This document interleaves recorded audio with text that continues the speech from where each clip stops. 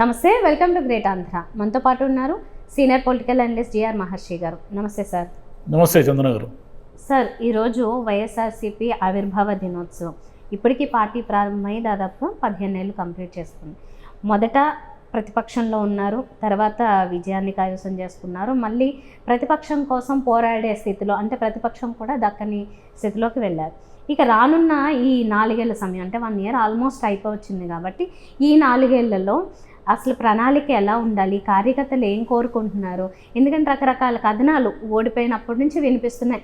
ఆత్మ పరిశీలన చేసుకోవాలి, ఇది కారణం, ఈవీఎం కారణము, ఇంకోటో, ఇది కాదు, కావాల్సింది వేరే అని చెప్పి కార్యకర్తల నుంచి వినిపిస్తున్న మాటలు కొన్ని అయితే మనం అన్ని చోట్ల వింటూ ఉన్నాము.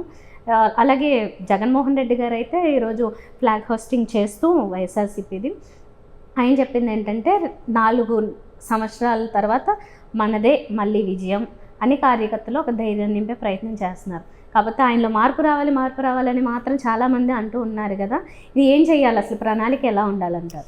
అంటే నాయకుడు అట్లనే ఏదో చెప్తాడు, కార్యకర్తలకి ధైర్యం ఇవ్వడానికి లేదా వాళ్ళు ఆత్మస్థైర్యం పెంచడానికి ఏ నాయకుడైనా అలాగే చెప్తాడు. మార్పు రావాలి అంటే జగన్ గారు నేను మారిపోయానని చెప్పాలా? ఆయన చెప్పలేరు కదా. చంద్రబాబు నాయుడు గారు చెప్తారు కదా. చంద్రబాబు నాయుడు గారు చెప్తారు, జగన్ గారు అట్లా చెప్పారు. ఎందుకంటే ప్రాంతీయ పార్టీలు రకరకాల కారణాలతో పుడతాయి. కొన్నిటికేమో ఒక సైద్ధాంతిక భూమిక, ఒక అవసరము, రాజకీయ అవసరము ఉంటాయి. కొన్ని ఏమో యాక్సిడెంటల్గా పుడతాయి. తెలుగుదేశం పార్టీ ఏమిటంటే ఒక సైద్ధాంతిక పునాది, అప్పుడు తెలుగు వాళ్ళ ఆత్మగౌరవం కాపాడడం అనేది కారణం కావచ్చు. కాంగ్రెస్ హయాంలో ఉన్నటువంటి విపరీతంగా వాళ్ళు నిర్లక్ష్యము, లేదంటే వాళ్ళు ప్రతిపక్షమే లేకుండా పోవడం వల్ల కావచ్చు. అంజయ్య గారిని అవమానించారని విమానాశ్రయంలో అప్పట్లో రాజీవ్ గాంధీ గారు అవమానించారని, ఏదో తెలుగు వారి ఆత్మగౌరవం అని ఎన్టీఆర్ గారు రావడము పార్టీ అదొక పద్ధతి. కానీ వైసీపీ అలా పుట్టలేదు. వైసీపీ ఒక యాక్సిడెంటల్గా పుట్టింది. రాజశేఖర రెడ్డి గారు ప్రమాదంలో మరణించకపోయి ఉంటే ఆ పార్టీనే లేదు. రాజశేఖర రెడ్డి గారు హఠాత్తుగా చనిపోవడంతో ఒక వ్యాక్యూమ్ ఏర్పడింది. ఈ వ్యాక్యూమ్తో పాటు ఏం జరిగిందంటే స్టేట్ డివైడ్ అయ్యే ఒక సిచ్యువేషన్ వచ్చింది. స్టేట్ డివైడ్ అయ్యింది కూడా. అంటే జగన్ గారు ఒకవేళ ముఖ్యమంత్రి అయ్యి ఉంటే, కిరణ్ కుమార్ రెడ్డి గారి ప్లేస్లో ఆయనే ముఖ్యమంత్రి అయ్యి ఉంటే, లేదా రోషయ్య గారి ప్లేస్లో ఆయనే ముఖ్యమంత్రి అయ్యి ఉంటే ఈ పార్టీ లేదు. లేదా రాష్ట్రము విభజన జరగకపోయి ఉన్నా కూడా ఈ పార్టీ లేదు. ఎందుకంటే అంతకుముందే పెట్టినప్పటికీ రాష్ట్ర విభజన అనేది కాంగ్రెస్ను పూర్తిగా మాయం చేసేసింది. కాంగ్రెస్లో ఉన్న నాయకులు, క్యాడరు అందరూ కూడా వైసీపీ వైపు వచ్చేసారు. ఒక రకంగా కాంగ్రెస్కి మరో రూపాంతరమే వైసీపీ అనేది. కానీ ఆ పార్టీ ఎందుకు పెట్టాల్సి వచ్చింది అంటే అనివార్యంగా ఆయన పెట్టాల్సి వచ్చింది. ఎందుకంటే ఆయన నేను ఓదార్పు యాత్ర చేస్తానంటే సోనియా గాంధీ గారు ఒప్పుకోకపోవడము చాలా జరిగాయి కదా.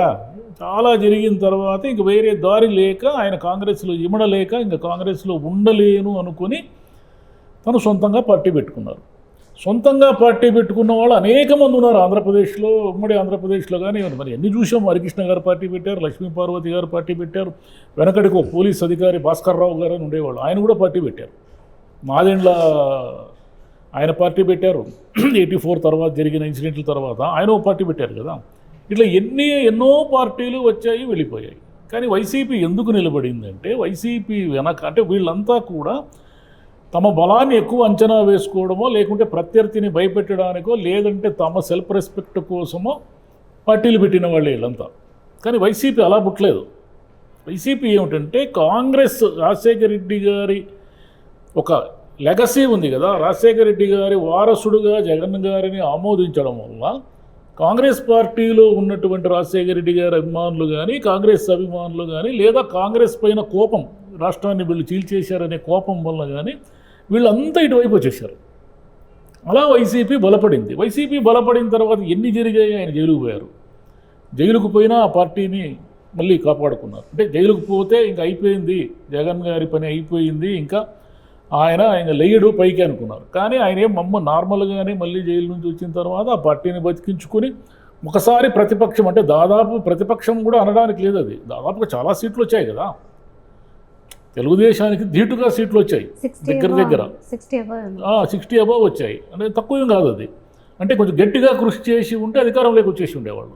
ఇంకొంచెం గట్టిగా అంటే సరే ప్రతిపక్షంలో కూర్చున్నారు, ప్రతిపక్షంలో కూర్చొని క్రియాశీలకమైన పాత్ర పోషించారు. తర్వాత ఆయన మొత్తం జనంలోనే పాదయాత్ర చేశాడు. జనంలో పాదయాత్ర చేయడంతో పాటు ఈయనకు ఒక అవకాశం ఇచ్చి చూడాలి అని జనం అనుకున్నారు. ఆయన ముఖ్యమంత్రి అయ్యారు. అంటే ఒక ప్రాంతీయ పార్టీ ఆల్రెడీ తెలుగుదేశం పార్టీ బలంగా ఉన్నటువంటి చోట ఒక ప్రాంతీయ పార్టీ వచ్చి ప్రతిపక్షంలోకి వచ్చి పార్టీ పెట్టిన షార్ట్ పీరియడ్, అంటే ఒక 5 ఏళ్ళు ప్రతిపక్షంలో ఉన్నారు, ఒక 5 ఏళ్ళు అధికారంలోకి వచ్చేసారు. ఒక ముఖ్యమంత్రి కావడం అనేది చాలా అరుదు. జగన్ గారు పార్టీ పెట్టిన చాలా తక్కువ కాలంలో ఎన్టీఆర్ గారి కాలం వేరు, ఎన్టీఆర్ గారి కాలం వేరు. వాళ్ళకి ఆల్రెడీ ఒక 30 ఏళ్ళ ఒక ప్రజలతో ఒక ఐడెంటిటీ ఉంది. 30 ఏళ్ళ ఐడెంటిటీ ఉంది వాళ్ళకి. ఎందుకంటే ఒక సినిమా నటులుగా వాళ్ళు వేరు.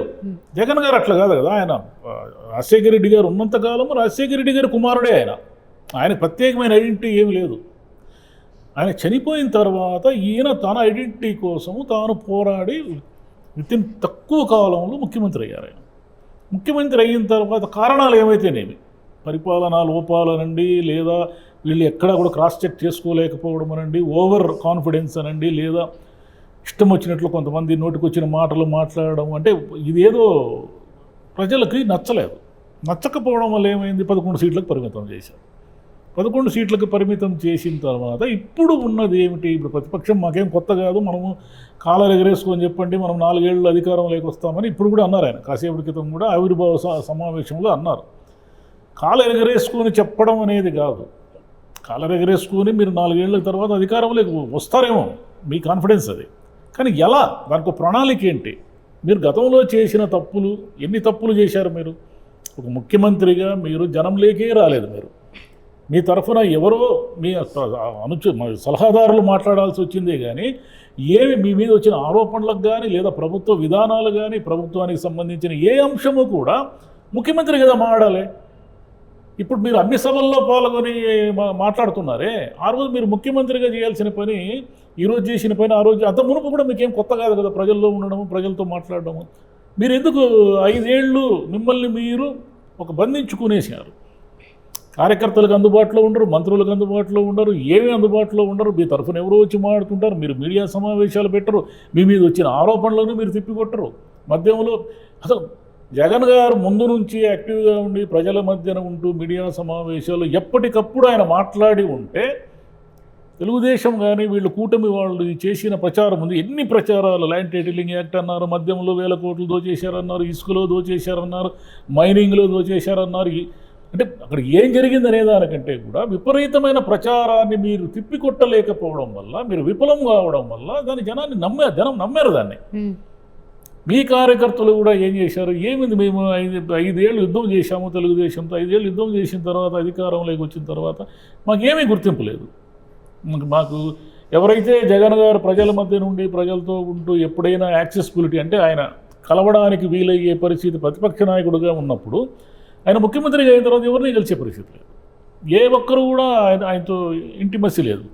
ఇలా అంటే వీళ్ళే 5 ఏళ్ళు అధికారంలో ఉన్న తర్వాత 11 సీట్లకు ఎందుకు పరిమితం అయ్యాము అనేది ఒక్కసారి ఆత్మవిమర్శ చేసుకుంటే, మీరు ఆవిర్భావ సభల్లో మాట్లాడండి, కార్యకర్తలకి ధైర్యం కల్పించండి. మనం అధికారంలోకి వచ్చేస్తే ఎలా అధికారంలోకి వస్తారనేది మీరు ఎంతసేపు చంద్రబాబు పథకాలు ఇవ్వడు, చంద్రబాబు అప్పులు చేస్తాడు, చంద్రబాబు మోసం చేస్తాడు, చంద్రబాబు అబద్ధాలు చెప్తాడు, మేము అధికారంలోకి వస్తామంటున్నారు. కానీ మీరు ఈ 4 ఏళ్ళు ఏం పోరాటం చేస్తున్నారు? మీరు 1 ఇయర్ అయింది, ఏం చేశారు? మీరు ప్రతిపక్షం అసెంబ్లీకి పోరు. మీరు అసెంబ్లీలో మీ 11 మంది మాట్లాడాలి కదా, మీకేం ప్రాబ్లము? ప్రతిపక్ష నాయకుడు హోదాలు ఇవ్వలేదంటే ఇవ్వకపోతేనేమి? మీకు జనమే ఇచ్చారు కదా ప్రతిపక్ష నాయకుడు హోదా. మీకు ఇప్పటికీ జనంలో మీకు ఆదరణ ఉంది కదా, 40% ఓట్లు ఉన్నాయి కదా. మరి ఇన్ని ఉండి కూడా మీరే ఇంకా ఏంది ప్రతిపక్ష నాయకుడు హోదా ఇవ్వలేదు కాబట్టి నేను పోరు, నేను మైక్ ఇవ్వను అంటే, అవును ఇవ్వకపోతే ఏమైంది? అది కూడా జనం చూస్తారు కదా. చూసారా ఆయన్ని ఎలా వేధిస్తున్నారు? ఆయన జగన్ గారి ప్రభుత్వంలో చంద్రబాబు నాయుడు గారికి మైక్ ఇచ్చి అంత మాట్లాడేవాళ్ళు, అంటే ఆయన ప్రతిపక్ష నాయకుడు హోదా ఉంది కాబట్టి అని మీరే అంటున్నారు. కాబట్టి ఇక్కడ చేయాల్సింది ఏమిటంటే, ముందు జనంలో ఉన్నంతకాలము ఆయన జనం మనిషిగా ఉన్నాడు. జనానికి అధికారం వచ్చిన తర్వాత జనానికి దూరం అయిపోయాడు, జనం ఆయనకు దూరం అయ్యారు. కేవలము సోషల్ ఇంజనీరింగ్ చేస్తున్నాను, నేను పథకాలు బటన్ నొక్కుతాను, మళ్ళీ దీనివల్లే మళ్ళీ అధికారంలోకి వస్తానని నమ్మాడు ఆయన గతంలో. మనం బటన్ నొక్కడం వల్ల మొత్తం జనమంతా తన వైపే ఉన్నారు అని ఆయన నమ్మాడు. ఇప్పుడు కూడా ఏమి నమ్ముతున్నాడు ఆయన? నేను పలావ్ ఇస్తామనంటే వాళ్ళు బిర్యానీ పెట్టారు కాబట్టి జనం ఆయనకు ఓట్లు వేశారు అని అంటున్నాడు. పలావు బిర్యానీ కాదు ఇక్కడ సమస్య. మీ పాలన జనానికి నచ్చలేదు. అందరూ పథకాల లబ్ధిదారులే ఓటర్లు కాదు కదా, మధ్యతరగతి వాళ్ళు ఉంటారు, రకరకాల ఆదాయ వర్గాల వాళ్ళు ఉంటారు. ఇప్పుడు 100 మందిలో 100 మంది పథకాల లబ్ధిదారులు ఎలా ఉంటారు? మీకు ఓట్లు వేసిన వాళ్ళంతా మీ పథకాల లబ్ధిదారులేమో ఎవరికి తెలుసు? మిగతా వాళ్ళంతా మీకు ఓటు వేయలేదేమో. కాబట్టి జగన్ గారు చూసుకోవాల్సింది ఏమిటంటే ఈ 4 ఏళ్ళు తర్వాత చంద్రబాబు తప్పులు చేస్తాడు, అప్పులు చేస్తాడు, అధికారంలోకి వస్తామనే భ్రమల్లో నుంచి బయటకు వచ్చి ముందు ఏం చేయాలి? ఈ 4 ఏళ్ళు మన క్రియాశీలక ప్రతిపక్షంగా ఎలా జనంలో ఉండాలి? ఆయన ఉండాలి. ఆయన తరఫున ఇంకెవరో వచ్చి మళ్ళీ మాట్లాడి ఆయన తరఫున ఇంకెవరో చేసి మేము అది ఇవో బేరీ చేస్తాం ఆ బేరీ చేస్తాం అనేది కాదు. మీరే ముందు ఉండాలి. ఆయన సంక్రాంతి నుంచి ఉంటాను అన్నారు కదా, ఏమైంది? అది మళ్ళీ ఉగాది వచ్చేస్తుంది, ఉగాది కూడా చేసింది. సంక్రాంతి నుంచి జనంలో ఉంటాను, నియోజకవర్గాల్లో నిద్ర చేస్తాను అన్నారు కదా, ఎక్కడ చేశారు ఆయన? చంద్రబాబు గారితో పాటు అసెంబ్లీలో ఈయన ధీటుగా మాట్లాడి ఎంత అవకాశం ఇస్తే అంత, అప్పుడు జనం ఈయన్ని యాక్సెప్ట్ చేస్తారు. జనం, సాధారణ జనం కూడా ఏమంటున్నారు, ఈయన గెలిపించింది, ఎమ్మెల్యేగా గెలిపించింది అసెంబ్లీకి వెళ్ళమని కదా. ఈయన 1 year అయింది అసెంబ్లీకి పోకుండా, 9 months అయింది. ఎప్పుడు మన ఏదో వచ్చిపోయి సంతకం పెట్టిపోయారు. సంతకం పెట్టేదానికి కాదు కదా మిమ్మల్ని పులివెందుల ప్రజలు గెలిపించింది. మీరు అడపోయి మాట్లాడమని గెలిపించారు. సరే, ఎప్పుడు కూడా ఏ ప్రభుత్వం అధికారంలోకి వచ్చినప్పుడు కూడా ప్రతిపక్షం బలంగా ఉండేది. బలంగా మీన్స్ సంఖ్య కాదు, వాయిస్. గతంలో తెలుగుదేశం 94లో విపరీతమైన మెజారిటీ వచ్చిన రోజుల్లో కూడా జనార్దన్ రెడ్డి గారు గట్టిగా తన గొంతు వినిపించారు. అక్కడ సంఖ్యను చూసుకోలేదు, మాట. 2 నిమిషాలు మాడతారా, 5 నిమిషాలు మాడతారా, 10 నిమిషాలు మాడతారా? అసలు మీకు మైకే ఇవ్వలేదు అనుకోండి, అప్పుడు రండి మీడియాకి వచ్చి, నాకు అసెంబ్లీలో మాట్లాడే అవకాశం లేదు కాబట్టి నేను ఇక మీదట మీడియా సమావేశాల్లోనే మాట్లాడతాను, అక్కడ చెప్పాల్సినవని అనండి. కాబట్టి సెల్ఫ్ చెక్ చేసుకోకుండా ఇప్పటికీ ఇంకా నేను మళ్ళీ వచ్చేస్తాం ఎప్పటికైనా జనానికి ఆప్షన్ ఏమి ఉండదు ప్రతిపక్షం అని అనుకుంటే, ఈసారి చంద్రబాబు నాయుడు గారు అంత ఈజీగా ఏమి ఉండరు. వీళ్ళు అనుకున్నంత ఈజీగా ఏమి ఉండరు. ఎందుకంటే దెబ్బతిన్నాడు ఆయన. లాస్ట్ జైలుకు కూడా పోయి వచ్చాడు. కాబట్టి ఆయన ఉన్న రాజకీయ చాతుర్యం ముందర, ఆయనకున్న రాజకీయ చాణక్య నీతి ముందర మీరు ఎంతసేపు మొండి పట్టుదల వల్ల ఏం లాభం లేదు. ఈ మొండి పట్టుదల ఒకసారి మిమ్మల్ని గెలిపించింది, రెండోసారి గెలిపిస్తుందని ఎందుకు అనుకుంటున్నారు? రెండోసారి గెలిపించడానికి ప్లాన్ మార్చాలా? చదరంగం కదా, చదరంగంలో అవతల వాళ్ళు ఎత్తుగడ లేచినప్పుడు మీరు ఎత్తుగడ మార్చాలా. అదే మార్చుకుంటే నేను ఒకటే దారిలో పోతానంటే ఏం కుదరదు. వైసీపీ గెలిచినప్పుడు అంతా అన్నారు చాలామంది, మరో 20 ఏళ్ళు 15 ఏళ్ళు 25 ఏళ్ళు వైసీపీ. ఆయన యంగ్స్టరు, ఆయన గనక గట్టిగా తన అడుగులు వేసి ఉంటే ఇంకో 2-3 టర్ములు వచ్చి ఉండేవాళ్ళేమో. మీరు ఎక్కడిచ్చారు అవకాశము? వాళ్ళు ఇవ్వలే, వాళ్ళే చేతులారా పాడు చేసుకున్నారు. ప్రతిపక్షం కూడా గట్టిగా దానికి సంబంధించి ఏదో ఒకటి చేసి మొత్తానికైతే దించగలిగింది. ఇద్దరి వైపు నుంచి తప్పులు ఉన్నాయి. సో సెట్ చేసుకోవాలి. నోటికి వచ్చినట్లు మాట్లాడడం అనేది వైసీపీకి విపరీతమైన నష్టం చేసింది. మాట్లాడే వాళ్ళను ఏ దశలోనూ కంట్రోల్ చేయకపోవడం జగన్ గారు అనేది కూడా ఆ పార్టీకి నష్టం చేసింది. ఫ్రమ్ ద బిగినింగ్ నుంచి ఎన్ని ఇష్యూలు చూడలేదు మనం. ఆ వీడియోలు, నగ్న వీడియోలు ఏదో వచ్చింది కదా మీ ఎంపీది, మీరు ఏం చర్య తీసుకున్నారు? ఎవరి మీద చర్య తీసుకున్నారు? మీ ఎమ్మెల్సీ మీద ఏదో హత్యా నేరం వస్తే ఏం చర్య తీసుకున్నారు మీరు? అసెంబ్లీలో చంద్రబాబు నాయుడు గారు నోటికి వచ్చినట్లు మాట్లాడుతూ ఉంటే, వాళ్ళ కుటుంబ సభ్యులను కూడా మాట్లాడుతూ ఉంటే మీరు ఏం చర్య తీసుకున్నారు? ఏమి తీసుకోలేదు కదా మీరు. మరి అవన్నీ వాటి ఫలితం రిజల్ట్ 11 సీట్లు. రేపు చంద్రబాబు నాయుడు గారికైనా అదే రిజల్ట్ వస్తుంది. వాళ్ళు కూడా నోటికి వచ్చినట్లు మాట్లాడి పిచ్చివాగుడంతా వాగి వాళ్ళ ఎవరి మీద ఈయన సరిగా చర్య తీసుకోకుండా ఉంటే జనం అన్నీ గమనిస్తుంటారు. జనము ప్రశాంతత కోరుకుంటారు. పిచ్చిగా మాట్లాడే వాళ్ళని జనం యాక్సెప్ట్ చేయరు.